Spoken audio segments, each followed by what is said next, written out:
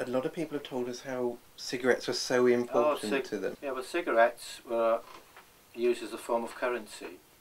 You know, when you're trying to change people's behaviour, we used cigarettes. So it was a double-edged sword, I guess, because cigarettes basically were introduced by members of staff. You had a lot of members of staff used to smoke on the wards.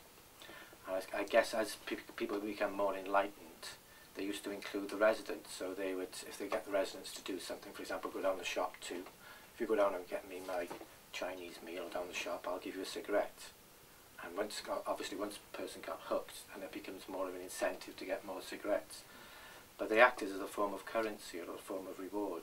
And over a period of time, more and more, I guess more of the residents there used to smoke, and it became very important.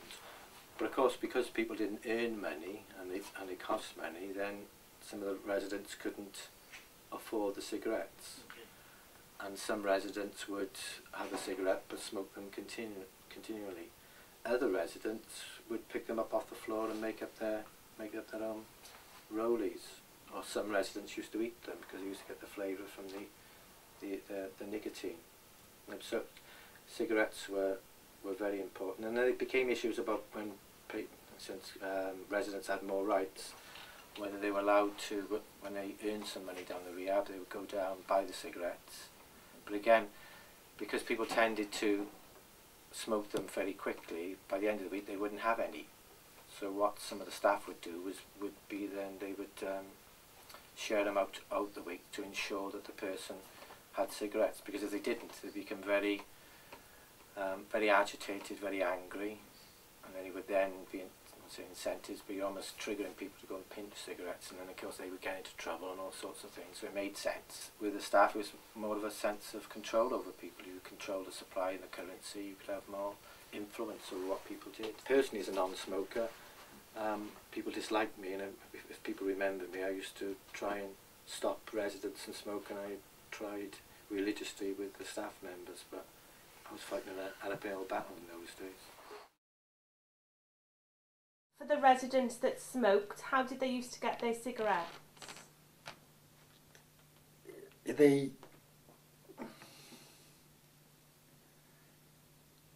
had to be one of the staff be able to go to the shop. Across the road, was it? The pound down stores? Yeah. Okay. Did you used to go over?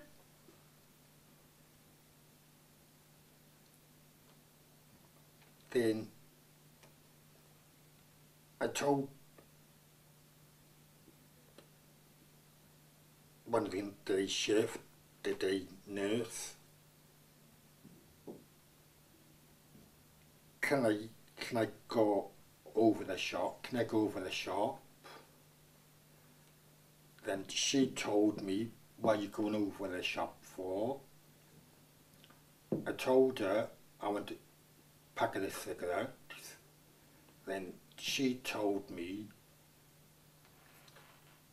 she's come to the office, get the money out, give it to me. Then she told me, after you got your money, after you got your cigarettes, to come back, to go straight back to the hospital. And tell us one thing you would like people to know about Ely Hospital. Ely Hospital was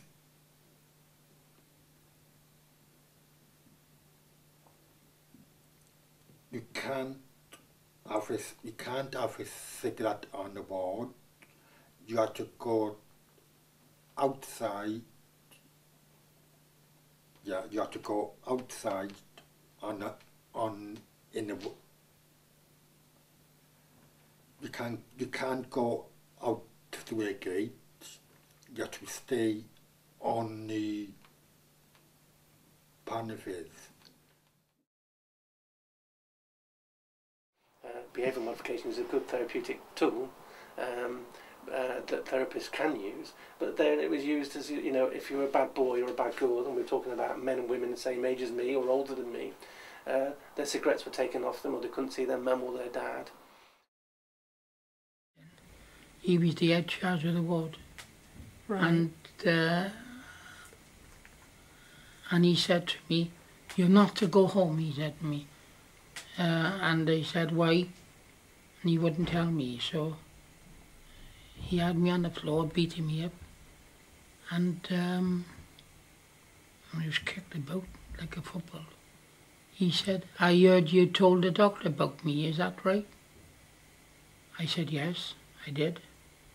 I said, "What are you going to do about it then?" And he had hold of me like this, and you tried to get me down on the floor, and I wouldn't go down for him.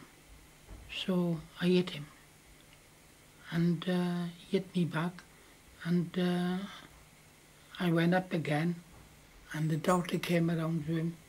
He said, "I want you to stop hitting patients about." And he said, "I haven't touched them." He said, "Yes, you did." I said, "You hit me." And he put me out in the rain. It was raining, pouring. I was soaked, sitting on a bench. He said, "The doctor said we to open the doors," he said. So you had to get permission to keep the doors open, or Well, they had to lock it because there was so much people running away. So you got locked in because other people were trying to leave, is it? Because of them, yeah. He used to come on the rounds to see if people are all right. And he used to tell me to shut up many a times. I said, you're not a very nice person to talk to, is that you? I said, you don't seem very pleasant to people, telling people to shut up. And I told Dr. Phillips that in Ely Hospital, in the City Hall, telling people to shut up. He said, "That's not very nice of you," he said, "is it? To say things like that to people, that's very nasty," he said. "You got the sack," he said, "go and get your week's money and I want you to leave." And he left. I pulled her hair down once when I used to beat people up. Pull her hair right down and she gave me a jab in my ass for doing it. I'll give you a pull in my hair. I used to be a bully then. Did you? You're quite strong-willed, aren't you? Yeah. When you did things wrong, did they... I get punished for You it, get don't punished? they? Yeah.